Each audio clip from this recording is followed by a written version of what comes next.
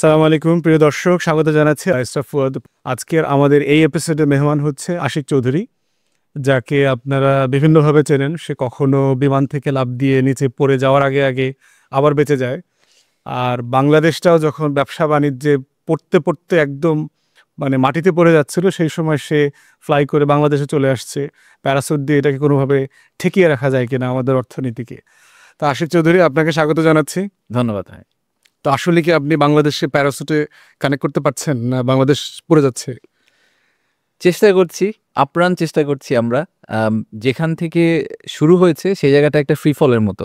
Bangladesh was on a free fall. আপনারা অনেকেই হয়তো শুনেছেন, দেখেছেন যে ইনফ্যাক্ট আমার মনে আছে যে আমি তো ব্যাংকিং সেক্টরে ছিলাম এর আগে সিঙ্গাপুরে। In fact I use to cover Bangladesh as one of the markets. তো গত বছর এরকম সময়ে আমরা এরকম সিনারিও তৈরি করছিলাম যে ডিসেম্বর ২০২৪ নাগাদ বাংলাদেশ যদি ব্যাংক্রাপ্ট হয়ে যায়, তাহলে আমাদের ব্যাংক হিসেবে আমরা আসলে কিভাবে বাংলাদেশ থেকে বেরিয়ে যাব সেটা নিয়ে কাজটা চলছিল ব্যাক এন্ডে। তো সেখান থেকে এখানে নিয়ে আসা, এটা অবশ্যই আমার একার এফর্ট না, but we are part of a team that's trying to now put a parachute on top. Investment সামিটকে ঘিরে আপনার পরিচিতি এবং আপনাকে নিয়ে যথেষ্ট আগ্রহ কৌতূহল তৈরি হয়েছে, এবং আপনাকে বাংলাদেশে কানেক্ট করবার মতো খুব বেশি কিছু নাই পিছনে, অ্যাকসেপ্ট যে আপনি বিমান থেকে লাফ দিয়ে পড়ে যাচ্ছেন। এর বাইরের আপনিটা আসলে কে? বাংলাদেশের মাটির সাথে আপনার সম্পর্কটা কি? আমি একেবারেই দেশের খেয়ে এবং দেশের টাকায় বড় হওয়ার ছেলে। আমার পরিবার সামরিক পরিবার থেকে আমি বড় হয়েছি। সো আমি সবসময় বলি যে সিএমএইচে আমি যখন জন্ম হয়েছিলাম, তো আমার সিএমএইচ ঢাকা। যশোর সিএমএইচে আমার জন্ম যশোরে। তো আমার মনে আছে যে আমার বাবা-মা ওই বিলটা রেখে দিয়েছিলেন যে ৳১৫ উনারা দিয়েছিলেন আরকি আমার ফুল এই ম্যাটারনিটি প্রসেসের ভিতর দিয়ে। তো সরকারি সাবসিডিতে জন্ম হওয়া থেকে শুরু করে ক্যাডেট কলেজে পড়ালেখা করেছি, সেটাও সরকারি সাবসিডিতে। ঢাকা ইউনিভার্সিটিতে পড়েছি আইবিএতে, সেখানেও এইচএসসি রেজাল্টের কারণে স্কলারশিপ ছিল সরকারের টাকায়। তো আমি একেবারেই আসলে born and brought up by the country। দেশ ছেড়েছি তার একটু পরে ক্যারিয়ারের কারণে। তো সবসময় দেশে ফেরত আসার একটা ইচ্ছা ছিল, দেশকে কন্ট্রিবিউট করার একটা ইচ্ছা ছিল। সেই সুযোগটা তো সবার হয় না, অনেকেই করতে চান, বাট কাকতালীয়ভাবে একটা সুযোগ হয়ে গেল। তো এটাই হচ্ছে আসলে এটার জেনেসিস। সবসময়ই আসার ইচ্ছা ছিল, হঠাৎ করে হয়ে গেছে।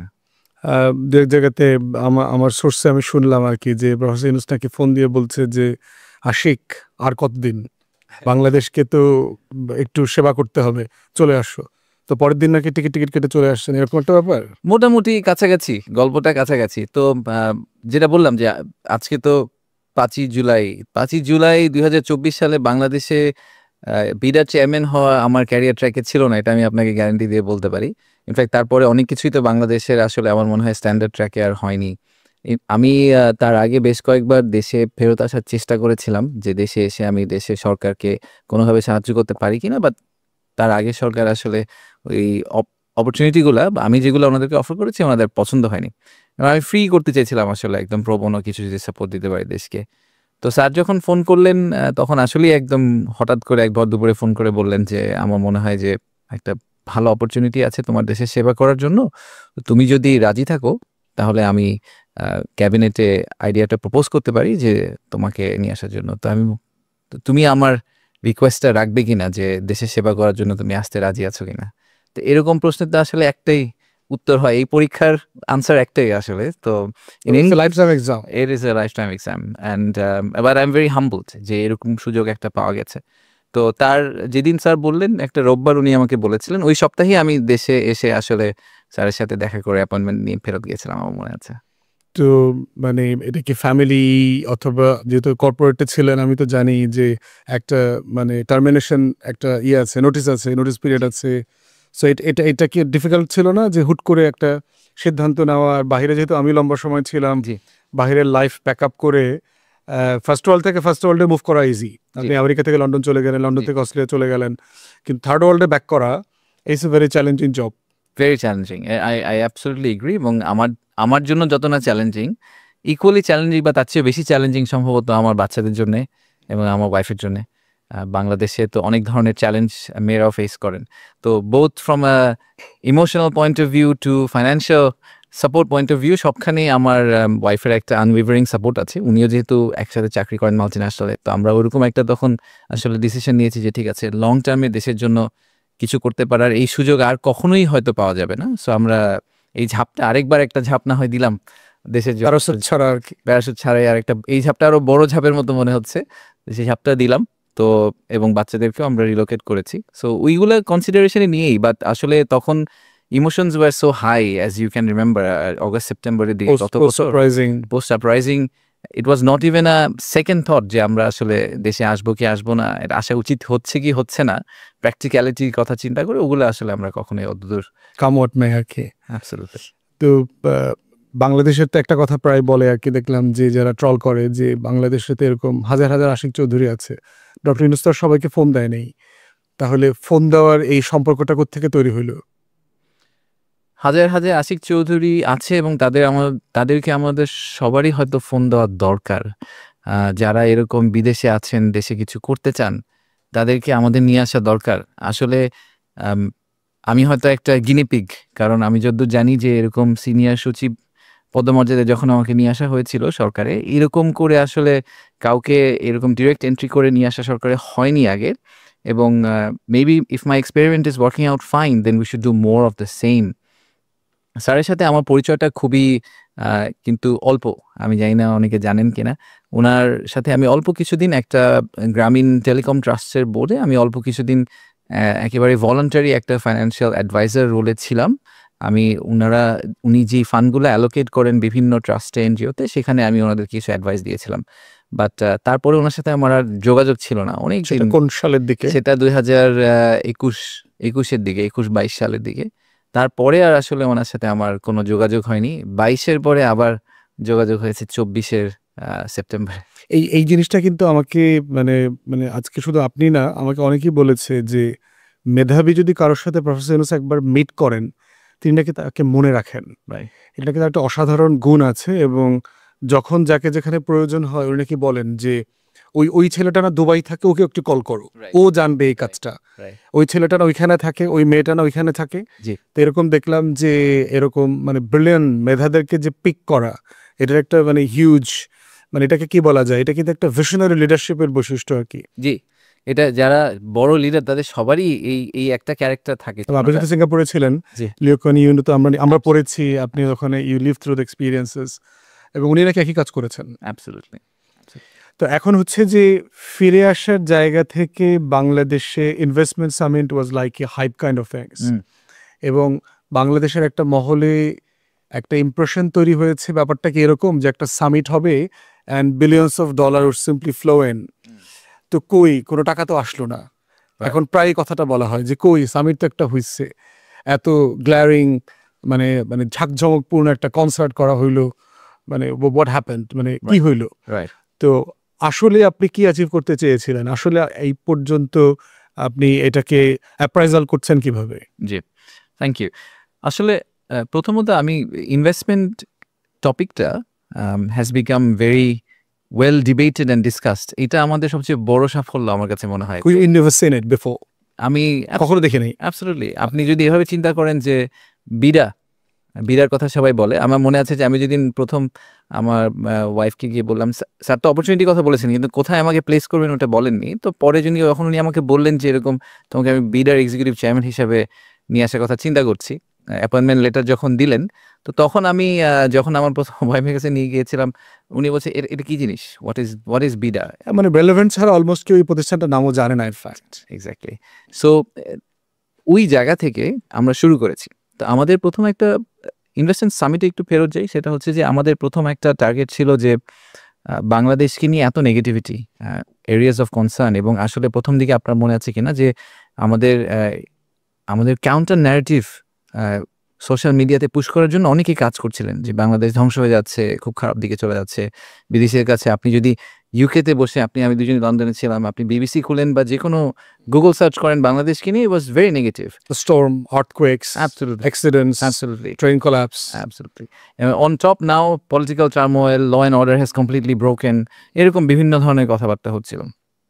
তো what we really wanted to do is to bring as many foreign investors possible on the ground, because আমি আগেও দেখেছি যে যখন একবার একজন ইনভেস্টর বাংলাদেশে ফিজিক্যালি আসেন, তার বাংলাদেশ সম্বন্ধে যে ধারণাটা তৈরি হয় সেই ধারণাটা is grossly different from his desktop research. So we wanted to bring them here and show them যে আসলে একটা uprising হয়েছে and that was necessary. That political instability was needed for the longer term stability. কিন্তু সেটাতে দেশ ধ্বংস হয়ে যায়নি এবং দেশ অ্যাকচুয়ালি একটা রাইট ডিরেকশনের দিকেই যাচ্ছে from an economic point of view বলেন বা ওভারঅল ইনস্টিটিউশনাল যে ফাউন্ডেশনাল জিনিসগুলো আমাদের ঠিক করা দরকার ছিল সেসব অ্যাঙ্গেল থেকে বলেন। তো সেটা করার জন্য আমরা একটা কংগ্রিগেশন করার চেষ্টা করেছিলাম। It was never meant to create the hype it originally created. আমরা সবাই তো লাগেজ ভরে ভরে ডলার নিয়ে আসবে এয়ারপোর্টে, ব্যাপারটা একদম। আর যারা যে অরিজিনাল আমি পয়েন্টটা বলার চেষ্টা করছিলাম যে এটা বিনিয়োগ নিয়ে এখন অনেক কথাবার্তা হয়, কিন্তু এটা তো একটা স্পেশালাইজড সেক্টর। যারা বিনিয়োগ নিয়ে কাজ করেন, ইনভেস্টমেন্ট নিয়ে কাজ করেন, তারা খুব ভালো করে জানেন, হয়তো জেনারেল পাবলিকের কাছে এটা টেকনিক্যালিটিটা অত ক্লিয়ার না, যে বিনিয়োগ আসলে ওভারনাইট আসে না। যে কোনো investment decision tax usually about 2 years, 2 বছরের মতো সময় লাগে। সো প্রথম যিনি ওই দিন এপ্রিলের 9 তারিখে বাংলাদেশে আসলেন এবং আমাদের প্রেজেন্টেশন দেখলেন, আমার বেস্ট কেস অ্যাজাম্পশন হচ্ছে যে উনি এপ্রিল 9, 2027 সালে গিয়ে হয়তো বাংলাদেশে ইনভেস্টমেন্ট ডিসিশন নেবেন। বাট আমাকে তো পাইপলাইনটা তৈরি করতে হবে, আমরা জিরো থেকে শুরু করছি যেখানে একেবারেই কিছু নেই। তো সেই জন্য that was the original intent. So ওখানে একেবারেই ইন্টেন্ট ছিল না যে একদম লোকজন এসে সাথে সাথে চেক লিখে এই বছরের ইনভেস্টমেন্টকে ড্রাইভ করার জন্য সামিটটা করা হয়নি, করা হয়েছে পারসেপশন চেঞ্জ করার জন্য, নাম্বার 1। আর নাম্বার 2 হচ্ছে একটা জেনুইন সলিড পাইপলাইন তৈরি করার জন্য ফর নেক্সট 3 to 5 years। তো যেটা অ্যাচিভ করবার জন্য আপনারা কাজটা করলেন, ওটাকে কি আপনারা এখন রিভাইজ করতে পারছেন অথবা রিভিউ করতে পারছেন যে আমাদের পারসেপশন ক্রাইসিসকে অ্যাড্রেস করা হচ্ছে, ইনভেস্টার্স কনফিডেন্স বিল্ড করছে, এটার কি কোনো নমুনা আপনারা দেখতে পাচ্ছেন? কিছুটা দেখতে পাচ্ছি।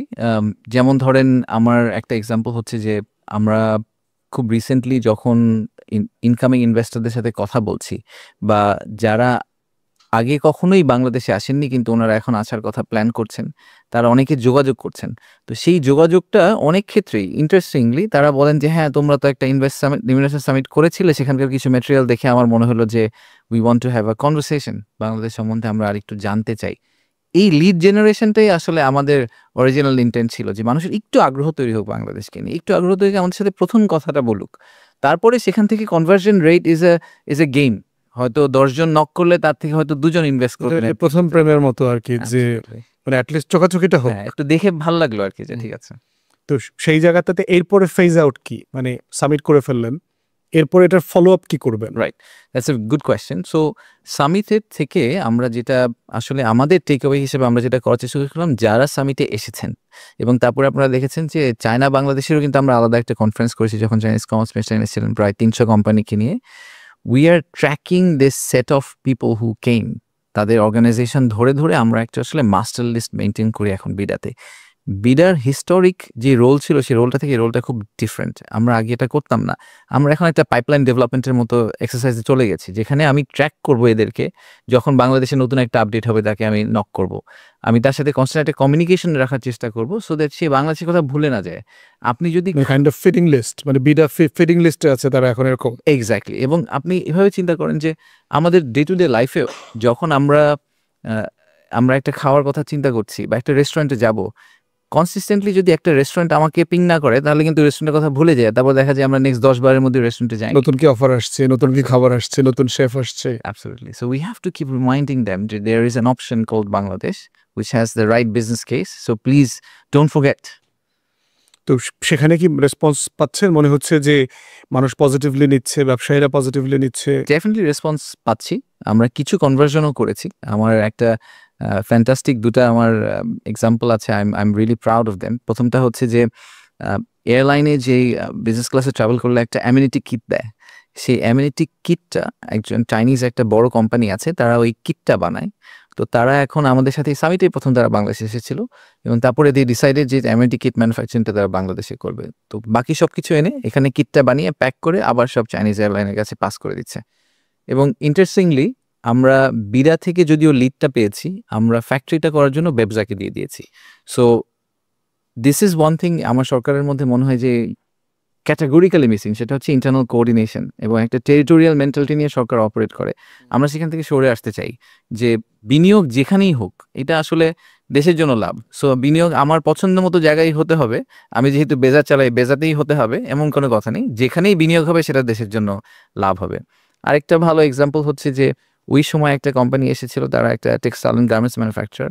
তো তারা ফাইনালি ডিসিশন নিয়েছে তারা প্রায় 15,000 লোকের কর্মসংস্থান হবে এরকম একটা end to end integrated garment manufacturing plan করবেন। তাদেরকে বিশাল জায়গা দিয়ে আমরা আসলে এটা নিয়ে কাজ করা শুরু করেছি। সো এরকম বেশ কিছু কেস আছে যেগুলো লাইভ, কোয়াইট অ্যাডভান্স। ইউরোপিয়ান একটা ডাচ একটা ফার্নিচার কোম্পানি আছে।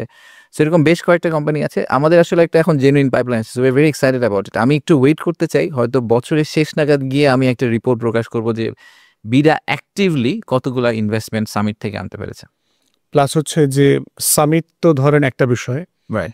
একটা হচ্ছে যে এন্টায় বাংলাদেশ যে প্রপাগান্ডাটা আছে যে Bangladesh is not suitable, credit score ভালো না, পলিটিক্যাল ইনস্টেবিলিটি আছে, এখানে স্টেবল গভর্নমেন্ট নাই, তারপরে ক্রেডিট লাইনের প্রবলেম আছে বাংলাদেশের ব্যাংকিং সেক্টরে। এই বিষয়গুলোকে কাউন্টার করবার জন্য বিডা কি করছে? একটা হলো সামিট, মানে সামিট পার্ট। আচ্ছা, সো একটু উপর থেকে আসতে হবে। প্রথমটা হচ্ছে যে এমনিতেই এফডিআই সিনারিও আপনি যদি খুব রিসেন্টলি দেখেন, আংচাদের একটা কয়েকদিন আগে রিপোর্ট বের হয়েছে, এফডিআই কিন্তু ওভারঅল ডাউন ইয়ার ওভার ইয়ার। মানে গ্লোবালি কথা বলছেন? Globally it's down. It has gone down because of geopolitical tensions. এই কারণে এফডিআই নেমে গেছে। তো তার উপরে বাংলাদেশের কিছু ফ্যাক্টর তো আছেই ডিফিকাল্ট। এক নম্বর হচ্ছে যে ক্লাসিক ইনভেস্টর যারা, ওনারা স্টেবিলিটি খুঁজেন। এখন ওনাদের ডেফিনিশন অফ স্টেবিলিটি, যেহেতু আমি ওয়েস্টার্ন মার্কেট থেকে এসেছি, ওনাদের ডেফিনিশন অফ স্টেবিলিটি হচ্ছে যে লাস্ট বছরের পর বছর ধরে এখানে আসলে কোনো ধরনের পলিটিক্যাল আনরেস্ট হয়নি, এটা হয়নি, সেটা হয়নি। তো আমরা তো একটা ট্রানজিশনের ভিতর দিয়ে গেছি। তো তখন সবারই মনে হয় যে আচ্ছা এই ট্রানজিশনটা কি আবার রিপিট হবে, নাকি এই ট্রানজিশনটা এখন যে নতুন স্টেট অফ স্টেবিলিটি এসেছে এই স্টেবিলিটিটা কন্টিনিউ করবে। সো অনেকেই মনে করেন যে আচ্ছা ঠিক আছে কিছুদিন একটু দেখি যে আসলে এটা ঠিক ডিরেকশনে যাচ্ছে কিনা। দ্বিতীয়ত হচ্ছে যে আমরা যেই ভঙ্গুর ইকোনমিক একটা পজিশন থেকে শুরু করেছিলাম, সেই কারণে খুবই কন্ট্রাকশনারি মনিটারি পলিসিতে আমরা অপারেট করছি। That is the right thing to do for the country. But contractionary monetary policy also means যে আপনার আসলে ওভারঅল ইনভেস্টমেন্ট কমে যাবে, এটাই হওয়ার কথা। Conservative approach. You have to go through that cycle for the পিকআপের আগে আপনাকে সাইকেলটার ভিতর দিয়ে যেতে হবে। সো এরকম কিছু ফ্যাক্টর আছে যেই ফ্যাক্টরের কারণে আমি পার্সোনালি মনে করি যে বাংলাদেশের এই মুহূর্তে আমাদের focus investment development point of view থেকে হওয়া উচিত how do we make the investment climate better so that once we go out of this contractionary cycle, তখন যাতে যারা ইনভেস্ট করার জন্য তখন রেডি থাকবেন তাদেরকে আমরা খুব ইজিলি এক্সিকিউট করে ইনভেস্টমেন্টটাকে নিয়ে আসতে পারি। তো সেইটাই আমাদের প্রাইমারি ফোকাস এবং আমরা সেই মেসেজটাই আসলে পাস করার চেষ্টা করছি। আমরা প্রতি 2 মাস অন্তর we do this webinar, it's called state of investment climate. সেখানে আমরা আমাদের একটা রিপোর্ট কার্ডের মতো আছে, আমরা 30টা বিনিয়োগের সাইডে আমরা 30টা রিফর্ম ইনিশিয়েটিভ নিয়ে কাজ করছিলাম। প্রধান উপদেষ্টা ওনার লাস্ট বক্তৃতায়ও বলেছেন, তার মধ্যে 18টা শেষ হয়েছে, আরও 12টা শেষ করা বাকি আছে। তা আমরা ওই প্রতি 2 মাস পর পর একটা রিপোর্ট কার্ড দিই যে এটার মধ্যে এতটুকু হয়েছে, এতটুকু হওয়া বাকি আছে। বাট আমরা ডিসেম্বর নাগাদ আমি চেষ্টা করছি যে এই সবগুলা 30টা ইনিশিয়েটিভই ক্লোজ করে নিয়ে আসতে। মাঝখানে তো আপনি তো একটা আমলনামার হিসাব দিয়েছেন। ইয়েস, আমি একটু প্রেসে বলেছিলাম, কমিশনের একটা মিটিংয়েও বলেছিলাম যে প্রধান উপদেষ্টা এবং সব উপদেষ্টার তাদের 8-10 মাসের আমলনামার একটা খতিয়ান দেওয়ার কথা আর কি দেওয়ার জন্য বলেছি। তো আপনি পাবলিকলি সেটা দিয়েছেন আর কি, ধন্যবাদ জানাচ্ছি। তো হঠাৎ করে কেন ফিল করলেন আর কি যে আপনি তো প্রধান উপদেষ্টার চাকরি করছেন, তো প্রধান উপদেষ্টা তো রিপোর্ট কার্ড দিতে বলে নাই, জি, তো আপনি হঠাৎ করে কেন ফিল করছেন? আমি অবশ্যই obliged. That's fair. মানে সত্যি কথা যে আমিও স্যারকে বলেছি যে স্যার আমার মনে হয় সবারই এটা করা উচিত, সব উপদেষ্টারই হয়তো এটা করা উচিত। এবং আমার মনে আছে আপনার বক্তৃতাতে আমি দেখেছিলাম এটা ক্লাসিক একটা ইন্টারেস্টিং সিচুয়েশন। সেটা হচ্ছে যে এগেন যেহেতু ইনভেস্টমেন্ট খুবই একটা স্পেশালিস্ট আইডিয়া, এটা নিয়ে যারা ইনভেস্টমেন্ট স্পেসে কাজ করেন, ধরেন আমার কাউন্টার পার্টি ব্যাংকার বলেন বা অন্য ইনভেস্টরদের বলেন, তাদের সাথে আমাদের রেগুলার যোগাযোগ হয়। তো পাবলিক পারসেপশন তো আমরা ড্রাইভ করাটা আমার প্রাইমারি দায়িত্ব না। আসলে আমার প্রাইমারি দায়িত্ব হচ্ছে আমার যেটা স্পেশালাইজেশন, যেটা আমার দায়িত্ব সেটা পালন করা। কিন্তু যেহেতু এটা এখন একটা হট টপিক হয়ে গেছে, সেই কারণে আপনার পয়েন্টার থেকে আপনার ভাষণের পরেই কিন্তু ইনফ্যাক্ট আপনার ওই ডেলিবারেশনের পরে আমার মনে হলো যে ঠিক আছে আমরা এতদিন খুলি ইনভেস্টারদেরকে বলে এসেছি আমরা কি করছি, বাট আমি জেনারেল পাবলিককেও বলতে চাই আমরা কি করছি, বিকজ যেহেতু এই ব্যাপারে ওনাদের আগ্রহ আছে। আমরা এটা আবারও 6 মাস পরে আরেকবার আমলনামার একটা রিফ্রেশ দিব 2.0, যে আমরা তোমাকে কিছু বলতে হবে না, এমনি দিয়ে দিবেন। আপনার আশা করছি এবার আপনাকে বলতে হবে না, বাট আপনি মনে করিয়ে দিন যদি আমি ঠিকভাবে না। Certainly we shall do that. একটা বিষয় হচ্ছে যে বিডা আমাদের হিস্টোরিক্যালি দেখেছি যে আমলারা চালাতো, জি, এবং প্রিটি মাচ সম্ভবত একটা রুলসও আছে যে এখানে মানে এই লেভেলে আমলাদের এই লেভেল থেকে আসতে হবে, এই লেভেলে আমলাদের ওই লেভেল থেকে আসতে হবে। আমি তো একটা প্রফেশনাল কাজে বিডাতে গিয়েছি এবং দেখলাম যে সব সিনিয়র সেক্রেটারি, অ্যাডিশনাল সেক্রেটারি, এই সেই হ্যান ত্যান দেখলাম। এবং মানে অবভিয়াসলি মানে আমার একটু খুঁতখুত টাইপের লোক, তো সব কিছুকে কোয়েশ্চেন ট্রিগার করে যে এই বেচারা একটা প্রজাতন্ত্রের কর্মচারী, এই লোক ব্যবসার কি বুঝে? অথচ বলা হচ্ছে এখানে বিজনেস প্রমোট করবার জন্য ইনভেস্টমেন্ট ক্লাইমেট তৈরি করবে, এইসব কাজ টাজ। যে লোকটা জীবনে কোনোদিন 2 টাকার ব্যবসা করে নাই, সেই কাজটা কিভাবে করা সম্ভব? ইভেন আমার মনে আছে সালমান এফ রহমানের একটা ইন্টারভিউতে, সে যখন ইনভেস্টমেন্ট অ্যাডভাইজার ছিল হাসিনার, সে বলতো যে আমি সিম্পলি বিডাকে মুভ করাইতে পারতেছি না, টোটাল আমলা লেড। মানে তার ফ্রাস্ট্রেশনটা সে ওখানে বলেছে। তো সেই জায়গাতে বিডার লিডারশিপে কি আপনি কি চ্যালেঞ্জ ফেস করছেন, অথবা এটাকে অ্যাড্রেস কিভাবে করছেন?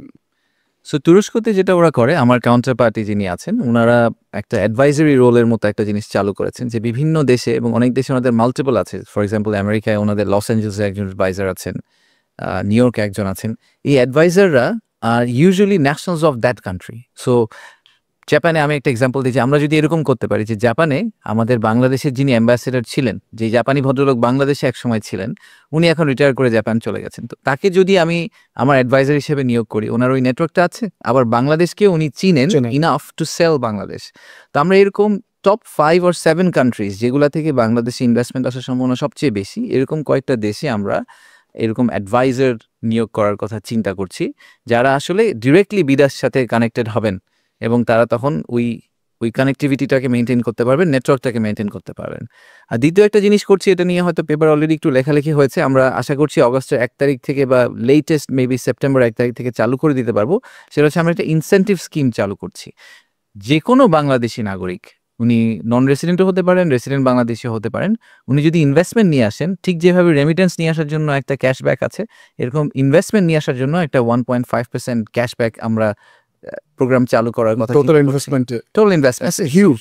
সো আপনি যদি $100 million নিয়ে আসেন, you get $1.5 million basically. So we really want to democratise investment process. So যে কেউ এটা করতে পারেন। তাহলে ইনভেস্টর মানে ভাবতে পারে কিনা যে আমি 100 মিলিয়ন ইনভেস্ট করলাম, কিন্তু আপনি কাগজপত্রে 98.5 মিলিয়ন ইনভেস্ট করালেন, বাকিটা আবার ফেরত দিয়ে দিলেন, ব্যাপারটা কিরকম হবে? না, ব্যাপারটা ঠিক এরকম না। এটা তো কিছু ক্রাইটেরিয়া সেট করেছি আমরা, যে এটা একজন ইন্ডিভিজুয়াল হতে হবে, একটা ইনস্টিটিউশন হতে পারবে না, উনি আবার ওই ইনভেস্টমেন্টের শেয়ার হোল্ডার হতে পারবেন না, তাহলে তো আসলে ইটস মানে সাইক্লিক্যাল সাইকেল হয়ে গেল, তাই না? তো ওরকম বাদ দিয়ে একদম জেনুইন, ধরেন একজন, আমরা এরকম অনেক দেখেছি। আমি যখন চায়নায় গিয়েছিলাম, যিনি চায়নাতে একটা পিকিং ইউনিভার্সিটির টিচার, ওনার চাইনিজ কমিউনিটিতে খুব ভালো হোল্ড আছে, উনি অনেক ব্যবসায়ীকে চিনেন। তো উনি যদি একটা ব্যবসা বাংলাদেশে নিয়ে আসতে পারেন, why should we not recognise his effort? তো সেইখানে আমরা যদি 1.5% দিয়ে দিতে পারি, সো 100 মিলিয়ন ঢুকলো বাংলাদেশি ইনভেস্টমেন্ট হিসেবে, সরকার থেকে আমরা শতকরা 1.5%, ঠিক যেভাবে আমরা রেমিটেন্সের জন্য ক্যাশব্যাক দিই, ওভাবে আমরা ওনাকে ওটা দিয়ে দেবো।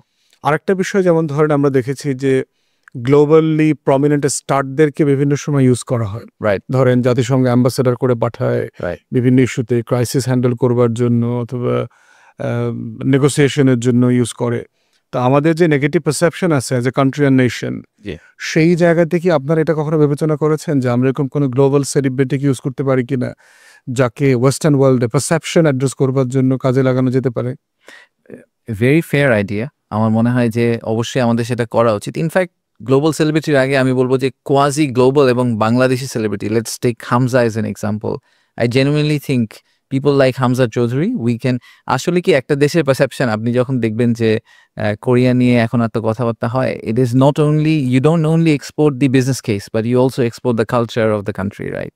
সো আমাদের ক্ষেত্রে কিন্তু আমরা ওটা ঠিকভাবে এখনো করে উঠতে পারিনি, যে বাংলাদেশ নিয়ে যখন একটা পজিটিভ ইনভেস্টমেন্ট পারসেপশন তৈরি করতে হবে, সেটা করার জন্য শুধু আমাকে এই অর্থনৈতিক দিকটা দেখলেই হবে না, এটার সাথে সাথে আমাকে বাকি জিনিসগুলো দেখতে পারতে হবে। কারণ ইনভেস্টর যখন আসবেন, উনি চিন্তা করবেন যে আমার একটা স্টাফ পুল থাকবে, সেই স্টাফ পুল বাংলাদেশে কি আদৌ সাস্টেইন করতে পারবে কিনা, বাংলাদেশি একটা স্টাফ পুল কি আমি নিয়ে তাদেরকে নিয়ে কাজ করতে পারবো কিনা। So overall it's a immersive experience, it's not only just on paper. সেই জায়গাটাতে আমাদের অনেক কিছু করার আছে, ইনক্লুডিং ইউজিং সাম গ্লোবাল অ্যাম্বাসেডার্স, ডেফিনেটলি। এবং আমরা যেটা বিভিন্ন দেশের মানে বাস্তবতায় দেখেছি আর কি, যে আপনি যেটা এক্সাম্পল জাপান এবং টার্কির কথাটা দিয়েছেন, ভেরি টেকনিক্যাল এক্সপার্টিজ। জি। একই কাজ তো মানে মানে অফেন্সিভলি করার সুযোগ আছে কিনা, যেটা আমি এর আগে আপনাকে বললাম যে যেমন স্যামসাং এর কাছে আপনাদের ডেলিগেশন যাওয়া, Right. যে really what happen in G. 2012 13 whatever, মানে আমরা রিয়েলি মানে sorry we regret G. about the decision.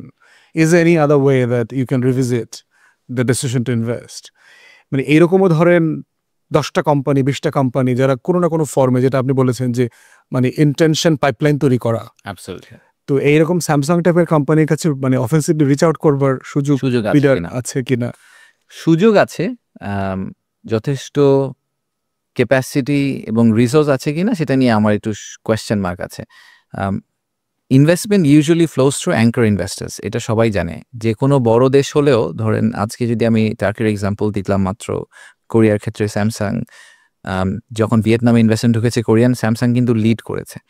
তো সবসময় এরকম একটা দুইটা বড় কোম্পানিকে আপনার টার্গেট করতে হবে, এবং তাদেরকে যদি আপনি ল্যান্ড করাতে পারেন, ইকোসিস্টেম উইল ফলো, তার সাপ্লাই চেইন উইল ফলো, তার অ্যাক্সেসরিজ উইল ফলো, অনেকেই ফলো করবে। তো অ্যাবসলিউটলি অফেন্সিভ হওয়ার সুযোগ আছে এবং করা আমাদের হওয়া উচিত। প্রশ্ন হচ্ছে এটা কে করবে, এবং সেটা যদি সেটা বিডাই করে, বিডার সেটা করার মতো ক্ষমতা এবং লোকবল আছে কিনা। তো বিডার ক্লাসিক যে রোলটা ছিল সেটা ছিল একটা পোস্ট অফিসের মতো। আপনি বিডা এসে রেজিস্ট্রেশন করবেন, আপনি যদি বিদেশি কোম্পানি বাংলাদেশে ব্যবসা করতে চান তাহলে বিডা আপনি একটা রেজিস্ট্রেশন করবেন। সো আপনি একটা এডিশনাল স্টেপ অ্যাড করেছেন, এটা থেকে Bureaucracy আর কি, it's a kind of bureaucracy. Absolutely. But core বিডার যে রেসপন্সিবিলিটি থাকা উচিত, যেটা আপনার যার কথা আপনি বলছেন, সেটার জন্য কিন্তু কোনো ডিপার্টমেন্ট নেই বিডাতে। বিডাতে ডিপার্টমেন্ট আছে রেজিস্ট্রেশনের জন্য, বিডাতে ডিপার্টমেন্ট আছে আইপিইপি ইস্যু করার জন্য। তো সেখান থেকে সরে এসে আমরা এখন বিডার সাংগঠনিক কাঠামো, যেটা অর্গানোগ্রাম, সেটাকে আমরা রিফ্রেশ করার চেষ্টা করছি। এটা নিয়ে একটা প্রজেক্ট এই মুহূর্তে চলছে, যেখানে ঠিক ব্যাংকে যেটা হয় যে আপনার একটা অপস টিম থাকে, সেটাকে আমরা ব্যাক অফিস বলি। আর যারা ক্লায়েন্ট হান্ট করার চেষ্টা করে, আমরা হান্টার ফার্মার বলি ব্যাংকে। ফার্মার হচ্ছে যারা অলরেডি ক্লায়েন্ট যারা আছে তাদেরকে আমি কিভাবে নার্চার করবো, আর হান্টার হচ্ছে যারা নতুন ক্লায়েন্ট গিয়ে খুঁজে নিয়ে আসবে। সো আমরা বিডাতে এরকম একটা হান্টার সেট আপ তৈরি করার চেষ্টা করছি, এবং আমার প্রেফারেন্স হচ্ছে যে এই হান্টার গ্রুপে মোস্টলি আসলে প্রাইভেট সেক্টর থেকে লোকজন থাকবে।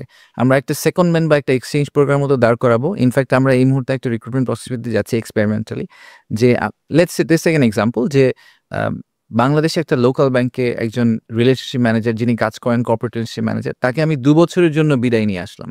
তো তাতে ওনার কি লাভ হলো? উনি সরকারের হয়ে কাজ করলেন, ন্যাশনাল সার্ভিস করলেন, ঠিক যেরকম আমি এখন করছি। 2 বছর পরে উনি আবার ওই ব্যাংকেই ফেরত চলে যাবেন, উনি সিনিয়রিটি রিটেইন করবেন। এই 2 বছর ওনার যাবতীয় বেনিফিট এবং পে প্যাকেজ যেটা, সেটা বিডার ক্যারি করবে আগের সাথে ম্যাচ করেই। সো ওনাকে একটা পে কাট নিয়ে এখানে আসতে হবে না, উনি সেম বেনিফিটসে থাকবেন, উনি 2 বছর পর আবার প্রাইভেট সেক্টরে ফেরত চলে যাবেন। It's a very common practice in western world. আপনি জানেন, আপনি ইউকেতে ছিলেন, ইউকে ইউএসএ এগুলো খুব কমনলি হয় যে প্রাইভেট সেক্টর থেকে লোকজন সরকার এসে কাজ করে আবার ফেরত চলে যায়। So we are trying to create that model. একটা বিষয় হলো যে আমাদের অর্থনীতিতে সেক্টর এক্সপানশনের একটা বিতর্ক আছে, যে আর কতদিন আমরা দর্জিগিরি করবো আর কি। রাইট। আমার তো নতুন কোনো ইন্ডাস্ট্রি ডেভেলপ করে নাই। তো সেখানে আমার মনে আছে যে আমাদের কাছ থেকে, আমরা যেহেতু মানে রাজনৈতিক কর্মী, আমাদের সারা দুনিয়া থেকে দেশ নিয়ে ভাবে এমন মানুষজন আমাদেরকে নক করে, কাগজপত্র পাঠায়, পেপার পাঠায়। তার মনে আছে আমেরিকা থেকে এক ভদ্রলোক, উনি সেমি কন্ডাক্টর নিয়ে, ওনার একটা গবেষণা আছে, উনি একটা পেপার টেপার পাঠাইলেন আমাকে। তো আমি তো যেহেতু সায়েন্স পড়ি নাই, আমার এগুলো বোঝায় যথেষ্ট ঘাটতি আছে। বাট আমি যেটা সামারি বুঝতে পেরেছি সেটা হচ্ছে, যেহেতু তাইওয়ান স্ট্রেইট হচ্ছে এখন সেমিকন্ডাক্টরের টিএমএইচএস মতো সবচেয়ে বড় ইন্ডাস্ট্রি, আবার চায়না থেকে ইনভেস্টমেন্ট পুল করছে আমেরিকা তার স্ট্র্যাটেজিক রিজনে।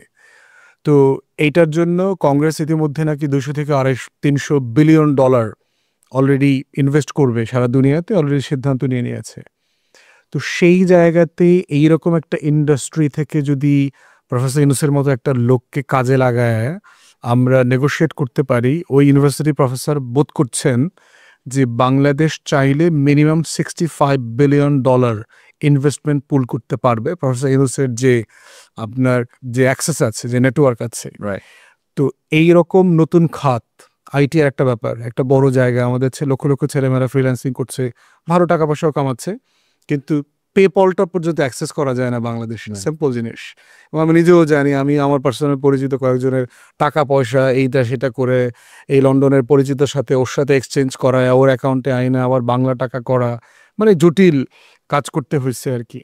তো এই সেক্টর এক্সপানশন পার্টিকুলারলি সেমিকন্ডাক্টর নিয়ে কি আপনাদের কোনো আলোচনা আপনারা করছেন? জি, টপিক্যাল কোয়েশ্চেন, সেমিকন্ডাক্টর তো hot topic again.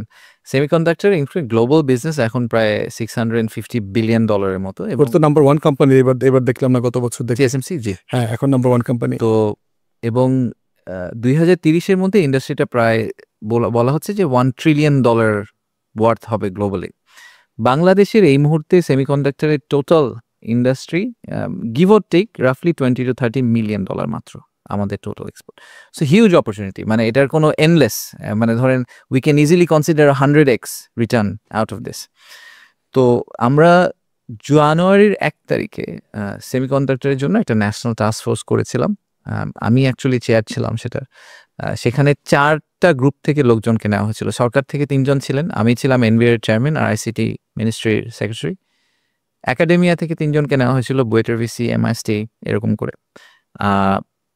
Private sector specialist যারা ইন্ডাস্ট্রিতে এগিয়ে আছেন বাংলাদেশে, উলকাসেমে এনায়েত ভাই ফর এক্সাম্পল, ওনাকে নেওয়া হয়েছিল, এরকম কয়েকজনকে নেওয়া হয়েছে। আর নন রেসিডেন্ট বাংলাদেশি যারা সিলিকন ভ্যালিতে আছেন, এরকম কয়েকজনকে নেওয়া হয়েছিল। So it's a 4-way group. Semiconductor successful হতে হলে এই প্রত্যেকটা পার্টিকে কিন্তু একটা রোল প্লে করতে হবে, তা নাহলে আমরা উইল গো নোওয়্যার। তো সেই ন্যাশনাল টাস্ক ফোর্সটা এই জুলাইয়ের 1 তারিখে 6 মাস পরে একটা রেকমেন্ডেশন সেট জমা দিয়েছে। টোটাল 22টি পদক্ষেপ নিয়ে রেকমেন্ডেশন সেট জমা দিয়েছে, কিভাবে how can be quickly ramp up into the industry. এবং সেটা 3 ভাগে ভাগ করা, একটা হচ্ছে পলিসি ইন্টারভেনশন, একটা হচ্ছে স্কিল ডেভেলপমেন্ট, আর তৃতীয়টি হচ্ছে গ্লোবাল কানেক্টিভিটি। সো এই 3টা জায়গায় যদি আমরা ক্যাটাগরিক্যালি বলে দিয়েছি সরকারকে কি করতে হবে, সরকারের কি ইন্টারভেনশন লাগবে, আর বাকিটা আসলে ইন্ডাস্ট্রি নিজের মতো করে নিবে। সরকার কি রোলটা প্লে করতে হবে খুব ক্লিয়ারলি বলা আছে। সো আমি এখন আশা করছি যে, আর এটা আসলে it's not a one day project, it's a long term exercise. তা আমি আশা করছি যে আগামী যখন সরকার আসবেন তারাও এটাকে ফলো থ্রু করবেন, তারা এটাকে কন্টিনিউ করবেন। ওনারা যদি কন্টিনিউ করেন, I genuinely think to your point যে সেমিকনে আমাদের মানে দি অপরচুনিটিজ ইনফিনিট। সত্যি কথা বলতে আমাদের যে ইয়াং ওয়ার্কফোর্স, এটাই তো আমাদের একটা প্রেডিকশন সেদিন দেখলাম যে মালয়েশিয়াতে নাকি ওরা প্রেডিক্ট করছে যে ওদের আগামী 3 বছরে ওদের 60,000 সফটওয়্যার ইঞ্জিনিয়ার লাগবে যারা সেমিকন স্পেশালিস্ট, কিন্তু ওদের কোনোভাবেই হিসাবে 20,000-এর বেশি ওরা লোকালি প্রডিউস করতে পারবে না। তার মানে 40,000 তো আমরা ইজিলি বাংলাদেশ থেকে এক্সপোর্টই করতে পারি। Forget about even local industry, আমরা 40,000 ছেলে মেয়েকে ইজিলি মালয়েশিয়াতে সেমিকনের জন্য ইন্ডাস্ট্রিতে পাঠাতে। চাইনিজ মার্কেটও একই অবস্থা, হিউজ ডিমান্ড আছে সেখানে। আরো দু একটা বিষয় টাচ করবো, সেটা হচ্ছে যে চিটাগং পোর্ট নিয়ে আপনি অনেক সমালোচিত হয়েছেন, যেহেতু আপনি দেশের বাইরে থেকে এসছেন একটা এজেন্ডা নিয়ে আসছেন, কোনো একটা গোয়েন্দা সংস্থার আমাদের একমাত্র ফাংশনাল বন্দরটা নাকি আপনি বিক্রি করে দিতে যাচ্ছেন। এবং এই বিক্রি করে দেবার সন্দেহটা আরো বেশি ঘনীভূত হয়েছে ইরানের ইসরায়েলের অ্যাটাকের পরে আর কি, যে আমরা দেখলাম যে চাবাহার পোর্ট কিভাবে ইন্ডিয়াতে দেওয়ার কারণে সেখানে মোসাদ ইন্টারভিউ করেছে ইনফ্যাক্ট কাইন্ড অফ রয়ের মাধ্যমে, এবং 55-56 জন রয়ের এজেন্টও ধরা পড়েছে দেখলাম ইরানে। সো আপনিও এরকম একটা মানে মাস্টার প্ল্যানের অংশ আমাদের পোর্টটাকে বিক্রি করে দেবার জন্য আর কি। তো আসলে দেশ বিক্রির অংশ হিসাবে পোর্ট কতটুকু বেচা বিক্রি করছেন আপনারা? মানে কোত্থেকে শুরু করবো চিন্তা করছি আপনার এই প্রশ্নের উত্তর দিয়ে। দেশ বিক্রিটাই আমার ইন আ ওয়ে আমার চাকরি আর কি, মানে ইন আ নাইসার ওয়ে, যে দেশকে প্রমোট করে দেশে যদি আমি কিছু ইনভেস্টমেন্ট আনতে পারি সেটারই একটা অফশুট হিসাবে। আসলে পোর্টে কিভাবে জড়িয়ে গেলাম এটাও একটা মজার কাহিনী, বটে একদিন ডিপার্টমেন্টের অংশ না কাইন্ড অফ, তাই না? In a way it's not right. So the only relevance I have is যদি আসলে বিজনেস ক্লাইমেটের জন্যই আসলে আমার ইনভলভ হওয়া। এবং আপনারা মনে আছে কিনা যে আমরা যে ইনভেস্টমেন্ট সামিট করলাম, ওখানে আমরা যেই লং টার্ম অ্যাম্বিশনটার কথা শেয়ার করার চেষ্টা করেছি যে Bangladesh becoming a factory of the world, সেটা হতে হলে আসলে লজিস্টিক্স নেটওয়ার্কটা ঠিক হতে হবে। এটা না হলে the rest of the story will not work out. সেই কারণেই আমার ন্যাচারাল ইন্টারেস্ট ফর পোর্টস, যে পোর্টটা ঠিক করতে হবে ভাই, তা না হলে আসলে এই দেশের আর কিছু হবে না। তো আমার কেসটা খুব সিম্পল, আমি খুব সিম্পলি জিনিসটাকে দেখি। সেটা হচ্ছে যে বাংলাদেশের একমাত্র পোর্ট চট্টগ্রাম পোর্ট এই মুহূর্তে, এবং আগামী যে পোর্টগুলোর কথা বলা হচ্ছে, মাতারবাড়িতে ডিপসি পোর্ট, লালদিয়াতে একটা এপিএম এর একটা পোর্টের কথা বলা হচ্ছে, মংলা টার্মিনাল হচ্ছে, মংলাতে কাজ হচ্ছে। এই সবগুলা পোর্ট কমপ্লিট অপারেশনে যেতে মিনিমাম 3 থেকে 5 বছর সময় লাগবে। এই 3 থেকে 5 বছর আমরা কি করব? 3 থেকে 5 বছর তো আমাদের আসলে নিউমোরিং কন্টেইনার টার্মিনালই আমাদের হৃৎপিণ্ড, রাইট? তো এনসিটি যদি আমি এই 3 থেকে 5 বছর একটা লোকাল অপারেটরকে দিয়ে চালাই, সে যেই লেভেলের এফিসিয়েন্সি এবং or inefficiency, let's put it that way, এবং যেই লেভেলের করাপশন, এই করাপশনের গল্প আমরা বছরের পর বছর ধরে শুনে আসছি। আপনি যে কোনো ব্যবসায়ীকে জিজ্ঞেস করেন, সে বলবে যে পোর্টের করাপশন আনবেয়ারেবল। এই যেগুলোর ভিতর দিয়ে আমরা চলে আসছি, এগুলাকে বদলাতে না পারলে আসলে আগামী 3 বছর কোনো প্রোগ্রেস হবে না। তা আমার লজিকটা খুব সিম্পল, যে আমার দরকার যে বেস্ট অপারেট করতে পারে, সে লোকাল হোক, সে বিদেশি হোক, আমার তাতে কিছু আসে যায় না। কারণ আমি জেনুইনলি মনে করি তার পাশে নেভাল বেস আছে, সো আমি সভরেন্টি নিয়ে ওয়ারিড না। ইনফ্যাক্ট আমি বলবো এটা ইটস এ ডিফেন্স মেকানিজম। আমি যদি আজকে 4-5টা পোর্টে 4-5টা শক্তিশালী আন্তর্জাতিক দেশের ইকোনমিক ইন্টারেস্টকে এস্টাবলিশ করতে পারি, তাহলে তারা তাদের নিজেদের সাথেই আমার পোর্টগুলোকে আসলে স্টেবল রাখবে। অ্যাবসলিউটলি। সো সেই পয়েন্ট অফ ভিউ থেকে আমার জন্য I don't really see this as sovereignty issue, I see this as an efficiency issue. এবং বাংলাদেশের এই কন্টেনার টার্মিনাল গ্লোবাল র্যাঙ্কিংয়ে 339, টপ 100-এর মধ্যে majority are run by top 5 port operator. So এটাই ন্যাচারাল, এটা তো অস্বাভাবিক কিছু না। Again it goes back to the same point I was mentioning, যে বিরাট চেয়ারম্যান যখন আপনি একজন সেক্রেটারিকে করেন, আপনি তো আসলে ভুল জায়গায় কম্পিট করছেন। আপনি 3rd ডিভিশনে খেলা একটা দলকে হঠাৎ করে বললেন ম্যানচেস্টার ইউনাইটেডের সাথে একটা ম্যাচ খেলে এবং এই খেলা তোমাকে জিততেই হবে, না হলে আসলে তোমার বাকি সব মৃত্যুদণ্ড হবে। হ্যাঁ, তো এটা তো রিয়েলিস্টিক না। তো আমার লোকাল অপারেটর যে পৃথিবীতে আর কোথাও কখনো পোর্ট অপারেট করে নাই, তাকে আমি বলছি যে একদম মানে state of the art port একটা চালানোর চেষ্টা করো, কারণ this is the only port I have, that doesn't make any sense. তো এখন এটা কোন জায়গাতে আছে আলোচনাটা? আলোচনা যে জায়গায় ওয়ার্ল্ডের সাথে যেটা আলোচনা চলছিল। আচ্ছা, ডিপি ওয়ার্ল্ডকে আমি একটু সাইডে রাখতে চাই। আমার মনে হয় যে ট্রানজিশনটা এই প্রসেসটা আমরা একটু ক্ল্যারিফাই করি। ফার্স্টের প্রথম পার্টটা হচ্ছে যে আমাদের কারেন্ট যে পোর্ট অপারেটর আছেন, উনার কন্ট্রাক্ট আসলে 6 তারিখে এক্সপায়ার করে যাচ্ছে, আগামীকাল এক্সপায়ার করে যাচ্ছে। যেহেতু আগামীকাল এক্সপায়ার করে যাচ্ছে, আমরা তাই চট্টগ্রাম যে বন্দর কর্তৃপক্ষ সিপিএ, চিটং পোর্ট অথরিটি, তাদেরকে দায়িত্ব দিয়েছিলাম যে তাদেরকে একজন পোর্ট অপারেটর খুঁজে বের করার জন্য, যে ট্রানজিশন ফেজটাকে ম্যানেজ করবে। তো আপাতত আমি যতদূর জানি, নৌপরিবহন উপদেষ্টা যেটা বলেছেন, যে সিডিডিএল, চিটাগং ড্রাই ডক লিমিটেড, ওনাদের অপারেশন আসলে ব্যাক এন্ডে নেভি করেন। তো সিডিডিএলকে দায়িত্ব দেওয়া হচ্ছে এই পোর্টটিকে চালানোর জন্য, অপারেট করার জন্য। ওয়াইল দে রান দ্য পোর্ট, আমরা যেটা করব, আমরা একটা ক্লাসিক টেন্ডারিং প্রসেসের ভিতর দিয়ে যাওয়ার চেষ্টা করব। একটা ইন্টারন্যাশনাল টেন্ডারের মতো হবে, সেখানে আমাদের অলরেডি আইএফসি আমাদের আসলে অ্যাডভাইজার হিসেবে কাজ করছে। তারা একটা টেন্ডার ডকুমেন্ট বানাবে, টেন্ডার হবে। সেই টেন্ডার হওয়ার পরে বিদেশি অপারেটরকে, যদি ডিপি ওয়ার্ল্ডই পাবে, ব্যাপারটা তো এরকম না। They are one of the they are one of the front runners, so let's put it that way, they are one of the front runners। এই জন্য ডিপি ওয়ার্ল্ডের কথা বারে বারে উঠে আসে। সিঙ্গাপুর অথরিটি এবং আরো বিভিন্ন সিঙ্গাপুর আছে, অনেকেই আছে, এবং প্রত্যেকেই ওনারা কিন্তু এখন ওনারা আমাদের রোড ম্যাপটা জানেন, যে আমরা 2030-এর মধ্যে 6টি পোর্টের কথা বলছি, আমরা খুব ক্লিয়ারলি বলে দিয়েছি, রাইট? সো ওনাদের একটা টার্গেট আছে যে আচ্ছা, এই 6টার মধ্যে আমি হয়তো 3rd পোর্টটাতে যেতে চাই। সো সবাই হয়তো সবগুলাতে বিডও করবেন না। So there is some play going on there. So there is মানে back house negotiation as well. Absolutely.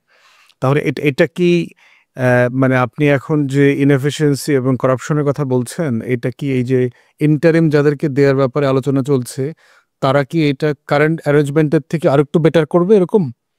আমি আশা করছি অ্যাটলিস্ট করাপশন সিগনিফিকেন্টলি ড্রপ করবে, যেহেতু তারা আসলে একটি state owned entity. CDDL is owned by Bangladesh government. So একটা আর্মস লেন্থ ডিস্টেন্স অবশ্যই আছে বাংলাদেশ সরকারের সাথে, বাট যেহেতু স্টেট ওন এন্টিটি এবং সশস্ত্র বাহিনী দ্বারা পরিচালিত, আমরা নেভি চালায়। জি, আমরা হিস্টোরিক্যালি দেখে এসেছি যে সশস্ত্র বাহিনী দ্বারা পরিচালিত অর্গানাইজেশনগুলো কিন্তু অ্যাটলিস্ট আপনি corruption allegation significantly lower than whatever you see other operator. So সেই পয়েন্ট অফ ভিউ থেকে আমার ধারণা যে করাপশন একটা সিগনিফিকেন্ট ডেন্ট হবে।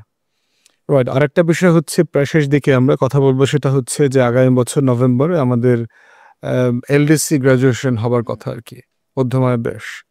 তা আমরা যখনই ব্যবসায়ীদের সাথে কথাবার্তা বলি টলি যে, এবং একটা দুইটা চ্যালেঞ্জ আছে এখানে। একটা হচ্ছে যে যেই সকল ডেটার উপরে ভিত্তি করে এই অ্যাজামশনটা করা হয়েছে, আমরা যেহেতু $1500 প্লাস কান্ট্রি, সো আমরা এখানে গ্রাজুয়েশন করতে পারি। আবার এটাও একটা ইকুয়ালি আমরা জানি যে মানে ডেটা ম্যানিপুলেশনটা কোন লেভেলে হয়েছে গত 16 বছর এভরিওয়্যার। এবং আপনি যদি বিরাট কাজ করছেন ইকোনমিক ডেটা ম্যানিপুলেশন, আপনি তো ফার্স্ট হ্যান্ড দেখতে পাচ্ছেন আর কি। তো প্রশ্ন হচ্ছে যে তাহলে আমার অ্যাপ্লিকেশনটাকে একটা রং ফুটিংয়ের উপর করা হয়েছিল কিনা, যে আমি ধরেন প্যারা অলিম্পিকের কোয়ালিফাইড লোকদেরকে মেইন অলিম্পিকে ওসেন বোল্টের সাথে কম্পিট করতে পাঠাচ্ছি কিনা আর কি, ব্যাপারটা এরকম কিছু ঘটবে কিনা। আর দ্বিতীয় চ্যালেঞ্জ হচ্ছে যে আমাকে আপনি পাঠানোর সিদ্ধান্ত দিয়েছেন, কিন্তু কোনো ট্রেনিং নাই, কোনো প্রস্তুতি নাই। সিঙ্গাপুর নাকি এই ট্যাকটিকটা প্লে করেছে বহুদিন, যে তারা ডেভেলপ কান্ট্রি হওয়ার জন্য কোয়ালিফাই করেছে, কিন্তু বহু বছর নাকি লি কুয়ান ইউ এই অ্যাপ্লিকেশনটা করতো না। সে ডেটা সাপ্রেস করে বলতো যে না, আমরা এখনও গরিব দেশ। এবং আপনি এখন দেখতে পাচ্ছেন যে ওয়াশিংটনের সাথে বেইজিংয়ের কিন্তু এটা রয়ে গেছে। বেইজিং বলছে যে না, আমরা ডেভেলপ কান্ট্রি না, আমরা একটা ডেভেলপিং নেশন। এই জন্য সে মুদ্রা করে না, কারেকশন করে না। কারেকশন না করলে সে হচ্ছে এক্সপোর্ট লেভারেজ পায়। তো সেই জায়গাতে যদি প্রথম দুইটা আশঙ্কা সত্য হয় যে আমাদের সব প্রিপারেশন আছে, আমাদের ডাটা ম্যানিপুলেশন হয় নাই, তারপরও শুড উই মানে আমাদের এলডিসি গ্র্যাজুয়েশনে যাওয়াটা কি আসলে স্ট্র্যাটেজিকলি রাইট ডিসিশন হবে কিনা? Right, it's a very interesting question, because এটা নিয়ে তো আপনি যে কোনো ফোরামে it will B A split forum. তো আপনার যে এক্সাম্পলটা, সেই এক্সাম্পল ধরে যদি আমি যাই, প্রিপারেশনে যে অভাব আছে এতে আমার কোনো সন্দেহ নাই। আমরা যেই রেসটাতে এন্টার করার কথা বলছি, যেই গ্রুপে ঢোকার কথা বলছি, সেই গ্রুপের যারা যেভাবে অপারেট করেন তাদের সেই প্রস্তুতিমূলক কিছুই আমরা আসলে করিনি। তা আমাকে অলিম্পিকে পাঠানো হচ্ছে, কিন্তু আমাকে কোনো ধরনের ফান্ডিংও দেওয়া হয়নি, আমাকে কোনো ধরনের প্রস্তুতি করানো হয়নি। এবং অ্যাট দ্য সেম টাইম এই প্রস্তুতি করার জন্য যেই মানে সময়টা দরকার ছিল, সেই সময়টাও এখন অনেক কমে চলে এসেছে। বিকজ আমরা, হ্যাঁ, উই ক্যান আর্গিউ যে ডেটা ভুল ছিল, ডেটা তাহলে আপনাকে প্রায় 50% ডিসকাউন্ট করতে হবে আর কি আমাদের কারেন্ট ডেটা থেকে। বাট সেই যুক্তি দিয়ে তো আপনি আসলে ইন্টারন্যাশনাল ফোরামে গিয়ে দাঁড়িয়ে বলতে হবে না যে দেখেন আমাদের লাস্ট 10 বছরের ডেটা ভুল, এই ডেটা সব তৈরি করতে হবে। এগুলো করে আমি আপনাকে বলতে পারবো আসলে আমি 1500-র উপরে গেলাম কিনা। টাফ কল, বিকজ তখন আরো অনেক কিছুই চলে আসবে। দ্বিতীয়ত হচ্ছে যে এখন যদি আমরা ধরে নিই যে আসলে ডেটাটা ভুল হলেও এটা 1500-র নিচে না, তাহলে আমাদের নেক্সট লজিক হবে যে আমাদের প্রিপেয়ারনেস নাই, আমাদেরকে একটু সময় দেন। তো এই সময়টা আসলে কিন্তু ডিসক্রিশনারি, ওনাদের কাছে গিয়ে আমাদের চেয়ে চেয়ে নিতে হবে। তো এই কারণে সরকার থেকে সবসময় বলা হয় যে আমরা যদি প্র্যাকটিক্যালি মনেই না করি যে আমরা আগামী নভেম্বরে গ্র্যাজুয়েট করব না, তাহলে আসলে আমাদের কোনোদিনই প্রস্তুতি হবে না। প্রথম প্রেমিসটা হচ্ছে, একদম হোল্ডিং প্রেমিস হচ্ছে যে ওনারা তো বলতে পারেন যে আপনারা সময় চেয়েছেন কিন্তু আমরা আপনাদের সময় দিলাম না। তো যদি ওনারা না দেন তো আমি কি বলবো আমি খেলবো না? সেটা তো হবে না, কারণ আমাকে তো গ্লোবাল ট্রেডে প্লে করতেই হবে। উনি যদি আমার গ্র্যাজুয়েট জোর করে করিয়ে দেন তখন আমার কি হবে? কারণ থিওরিটিক্যালি তো আই গ্র্যাজুয়েট। সো প্রথম প্রেমিস হচ্ছে we should prepare for November. এটা আমার কমপ্লিটলি আমার পার্সোনাল মতামত। আই ডোন্ট থিঙ্ক ইটস মানে ইন্টারিম গভর্নমেন্টের মতামত আমি দিচ্ছি না, আমি আমার পার্সোনাল মতামত দিচ্ছি যে উই শুড প্রিপেয়ার 100%। ততদিন যেতে যেতে জিও পলিটিক্যাল সিচুয়েশন ঠিক কোথায় গিয়ে ঠেকবে এটা আমার মনে হয় it's anyone's guess, anyone's bet. So geo political pressure, trade ইমব্যালেন্সে আমরা কোথায় গিয়ে ঠেকি, ইউএসটিআর এর সাথে আমাদের এখন নেগোসিয়েশন চলছে সেটা কোথায় গিয়ে থাকে, আমরা কতগুলো এফটিএ সাইন করতে পারি, এরকম অনেকগুলো ইকোনমিক ফ্যাক্টরের উপর বেস করে আমাদের ফাইনালি একটা পজিশন নেওয়া উচিত যে আমরা গিয়ে আবার রিকোয়েস্ট করবো কিনা যে আমাদেরকে আরো কয়েকটা মাস বাড়িয়ে দেন। So I think that's a decision that should be taken closer to time. এখন বসে আমার প্লে হচ্ছে ইয়েস, আমাদের প্রিপারেডনেস একদম নেই। 2024 সালে আমাদের যেখানে থাকা উচিত ছিল প্রিপারেশন পয়েন্ট অফ ভিউ থেকে, সেখান থেকে আমরা অনেক দূরে আছি। সো আমাদেরকে কোনোভাবে ফাস্ট ট্র্যাক করার চেষ্টা করতে হবে, সমস্ত শক্তি দিয়ে চেষ্টা করতে হবে, আমরা যতটুকু প্রিপেয়ার হতে পারি হওয়ার চেষ্টা করি। আর closer to time, depending on the global trade, depending on geo political situation and our own internal economic and political situation, we need to take a call যে আমরা আসলে কি করবো। এবং বাজেট একটা ক্লাসিক্যাল মানে মানে মাইল ফলক বলবো আর কি, যে মানে আপনি যে প্রিপেয়ারনেসের কথা যেটা বললেন, যে বাজেটে তো যেহেতু এটা লাস্ট ফাইন্যান্সিয়াল ইয়ার, জি, যদি আমি আগামী বছর নভেম্বর ধরি, তাহলে সেখানে বাজেটকেও দেখলাম না যে স্পেসিফিকলি এটাকে কেন্দ্র করে সাজানো হয়েছে। যেহেতু এলডিসি গ্র্যাজুয়েশন তো একটা জাতির মানে ইকোনমিক হিস্ট্রিতে তো একটা মানে বিশাল ব্যাপার। বড় ব্যাপার। জি, তো সেখানে লাস্ট ফাইন্যান্সিয়াল ইয়ারটাকে কি আমি ওটাকে আসলে টার্গেট করে ধরলাম কিনা, এরকম কোনো রিফ্লেকশনে কিন্তু আমি ব্যক্তিগতভাবে, আমি তো অর্থনীতি তো ভালো বুঝি না, বাট আমার কমন সেন্সের জায়গা থেকে আমি সেটা দেখতে পাইনি। জি। না, and budget is a great topic যেটা also gives us an indication যে আসলে আমাদের প্রিপেয়ারনেস কত দূর। দেখেন এখনো বাজেটে আমার কিন্তু বাজেট সাপোর্ট লাগে মাল্টিল্যাটারাল থেকে। That is very unfortunate. আপনি ইনফ্রাস্ট্রাকচার ডেভেলপমেন্টের জন্য যদি মাল্টিল্যাটারাল থেকে টাকা নেন, ফ্যান্টাস্টিক। আপনি একটা এমআরটি লাইন করবেন, আপনি একটা রাস্তা করবেন, একটা ব্রিজ করবেন, ভেরি গুড। বাট আপনার যদি সরকারের কর্মকর্তাদের বেতন দেওয়ার জন্য লোন নেওয়া লাগে, এই লোনের টাকা আপনি কিভাবে ফেরত দিবেন? আমরা কস্ট এখনো অফসেট করবে না, এক্স্যাক্টলি তার কোনো রেভিনিউ নেই। বড় to run your expenses, that's not the right way of running a country. কিন্তু আমরা কিন্তু এখনো ওই জায়গায় আছি। সো আমাদের এখনো অনেক দূর বাকি আছে ডেফিনেটলি।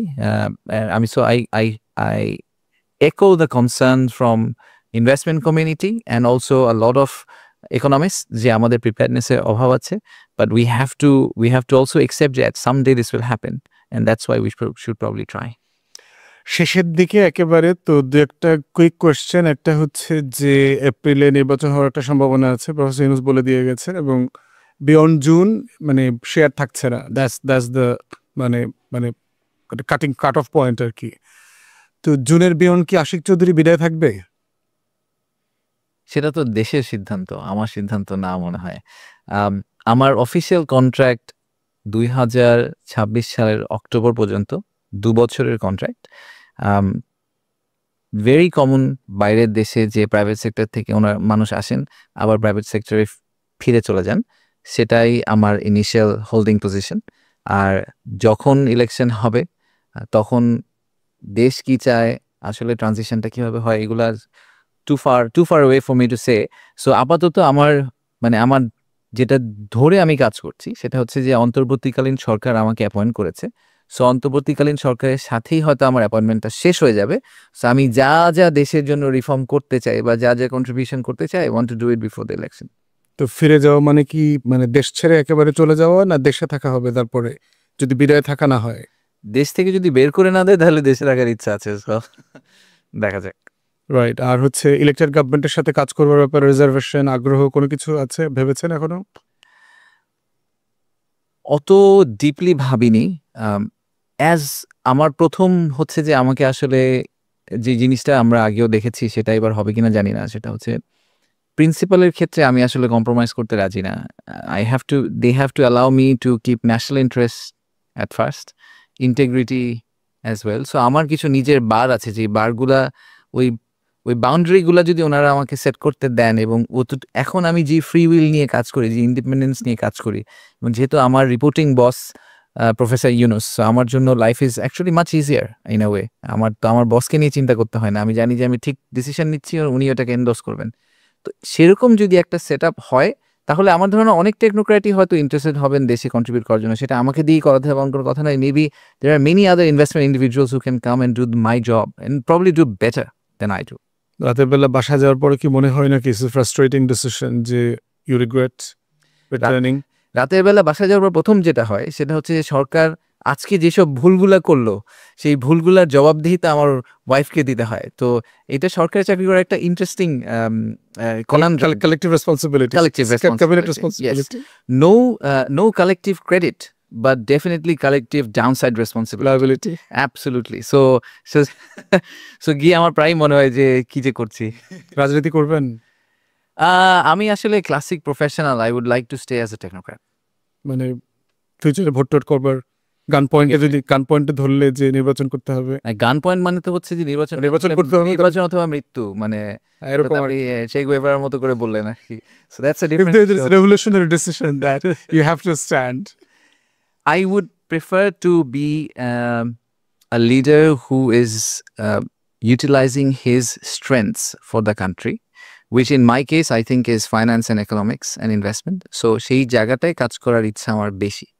So I think আমি নিজেকে যেভাবে দেখি সেটা হচ্ছে যে আমাকে যদি আমার সেক্টরে কন্ট্রিবিউট করার সুযোগ দেওয়া হয়, I will try my best to serve the nation. It is not, I don't think I'm married to a particular political theology.